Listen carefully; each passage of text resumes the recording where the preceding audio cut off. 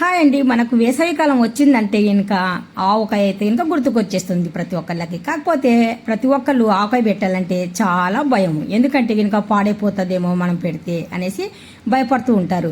అలా కాకుండా మీరు కూడా ధైర్యంగా ఇప్పుడు ఆవకాయ పచ్చడి ఎలా పెట్టుకోవాలనో నేను ఇక్కడైతే ఇంకా చూపిస్తున్నాను. నేను పెట్టినట్టుగా అయితే మీరు పెట్టండి.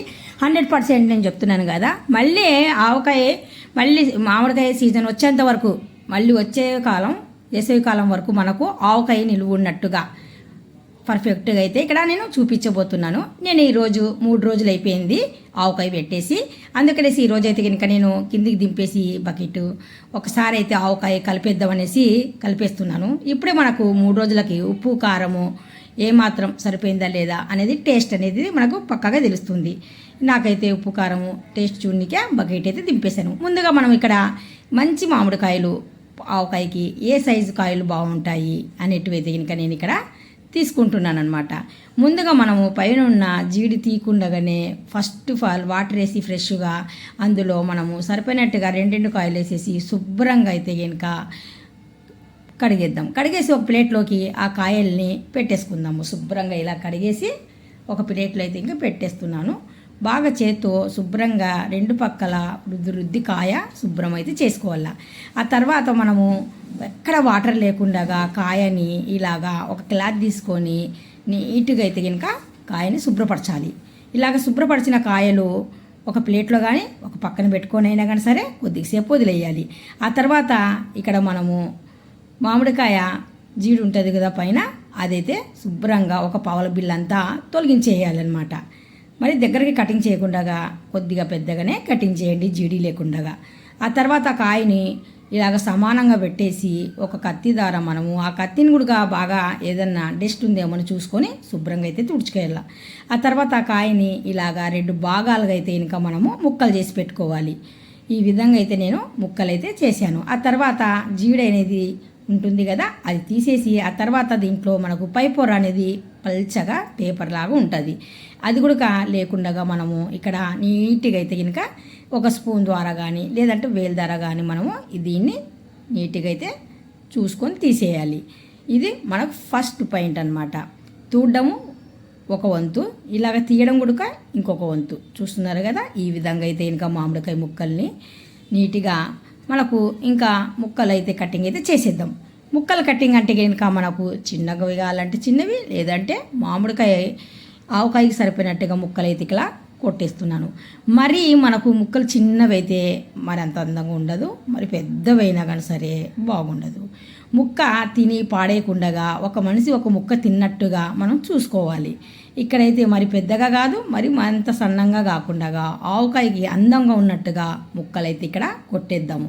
చూస్తున్నారు కదా, ఈ మాదిరిగా అయితే ఇంకా నేను ముక్కలు నీట్గా ముక్కలు చేస్తున్నాను. చూస్తున్నారు కదా, ఒక కాయలో ఒక భాగం చేస్తాం. ఆ తర్వాత 2 భాగాలు అయిన తర్వాత మళ్ళీ ఆ 2 భాగాలలో 4 భాగాలు అయితే ఇలాగ పొడుగా కటింగ్ చేసినప్పుడు 4 భాగాలు అవుతాయి.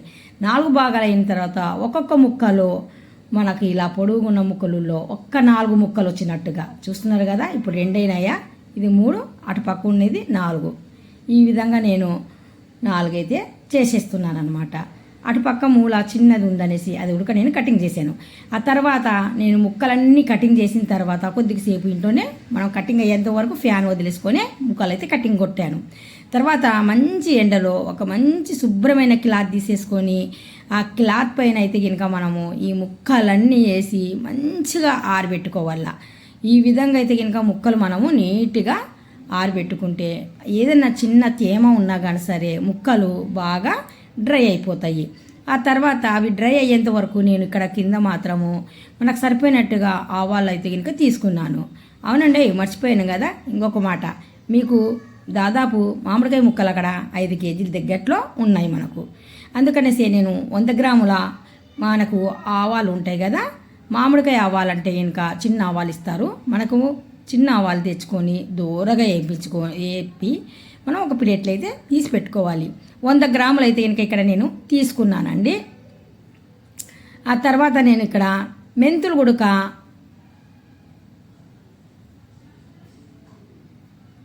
100 గ్రాముల మెంతులు తీసుకున్నాను. ఆ 100 గ్రాముల మెంతులు కూడా నేను ఒక ప్యాన్ మీద మంచిగా దూరగా ఇక్కడ వేపేస్తున్నాను.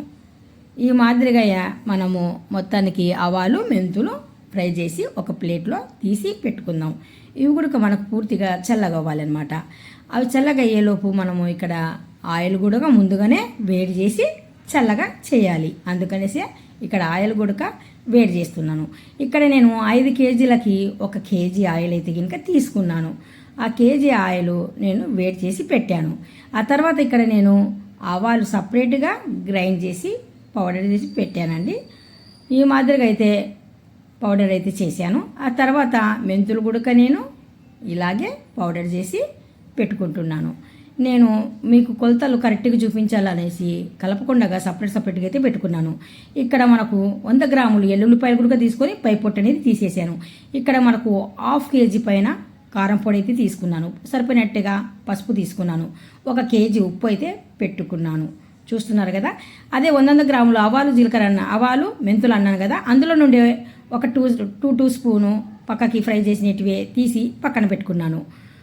ఇక్కడ మనము కళ్ళు పేయకుండా అదే ఉప్పుని మిక్సీ జార్లో వేసేసి పౌడర్ అయితే చేసి పెట్టుకున్నాను.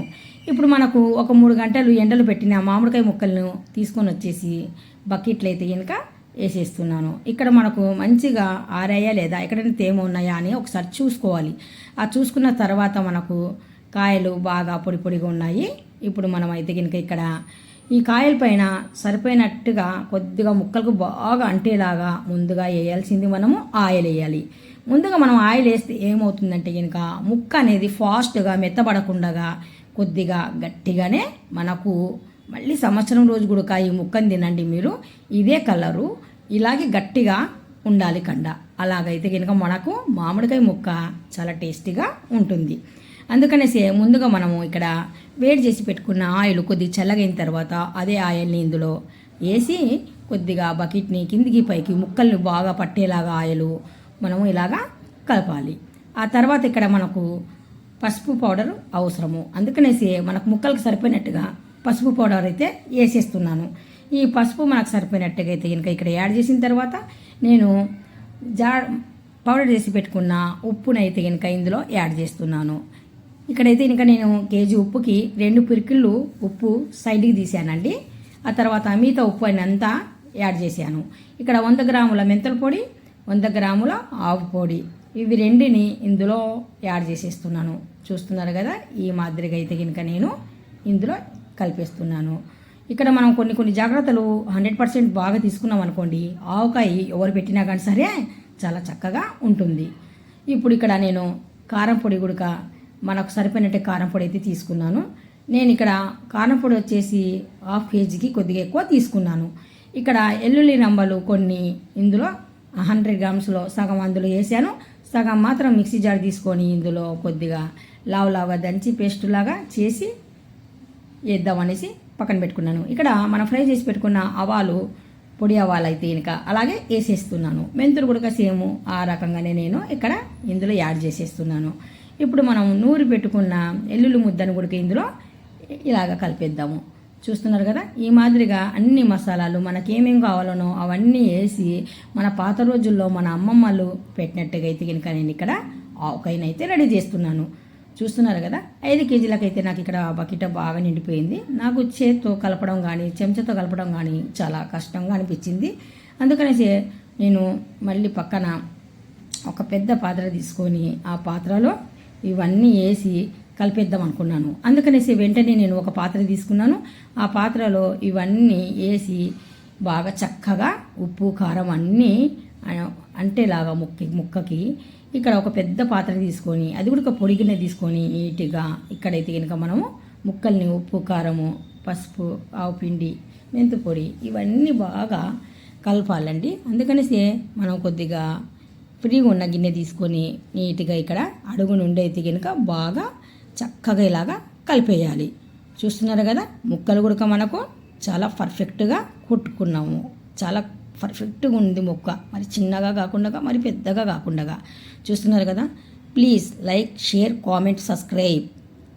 ఇప్పుడు ఇక్కడ మనము అడుగు నుండి ముక్కల్ని 1-2 సార్లు అయితే కనుక తిరిగేయాలండి. ఆ తర్వాత అడుగున ఇంకా కారము ఉప్పు ఏమన్నా ఉన్నాయేమో అనేసి గిన్నె కిందికి పైకి అయితే కనుక నేను చక్కగా కలుపుతున్నాను. ఆ తర్వాత 2 భాగాలుగా నేను ఆవకాయ ముక్కల్ని చేశాను.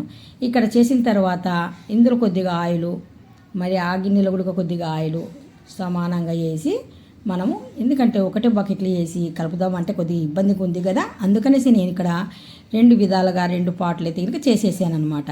ఆ తర్వాత ఇందులో కొద్దిగా ఆయిల్, అందులో కొద్దిగా ఆయిల్ వేసేసి మళ్ళీ ఒకసారి బాగా ముక్కల్ని చేపెట్టేసి ఇలాగా కింది అడుగు నుండి మనం బాగా ఉప్పు కారం పట్టేలాగా కలిపేయాలి.